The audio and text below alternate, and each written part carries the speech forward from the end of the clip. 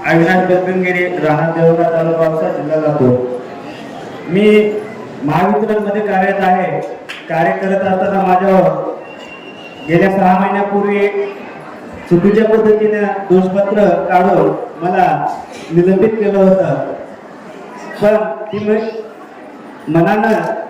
माझ्या मनानं मी एवढं खच्चीकरण झालं होतं की मी जे केलं नाही ते माझ्या वाट्याला कळालं, आणि जे मी केलं नाही ते मी समोर अधिकाऱ्यांच्या समोर जाऊन हे सिद्ध करता येत नव्हतं, मला सांगता येत नव्हतं, मला बोलता येत नव्हतं, आणि माझ्या मनातून मी पूर्ण खच्चीकरण झालेलं होतं.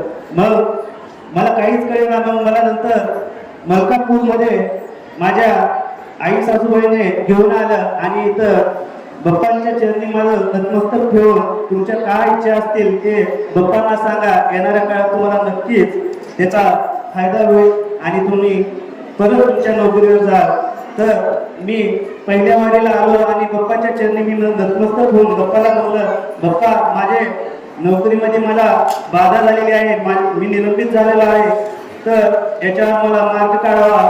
तर बाप्पाने म्हणले, तुझा फक्त नामस्मरण कर, चिंतन कर, आणि तुला येणाऱ्या काळात तुझ्या मनासारखं तुझ्या सर्व कामना पूर्ण होतील. आणि तेच प्रायश्चित घेऊन आज मी ऑर्डर रुजू अहवाल आणि ऑफिसचं रिन्युअल ऑर्डर घेऊन या ठिकाणी मी घेऊन आलेलो आहे.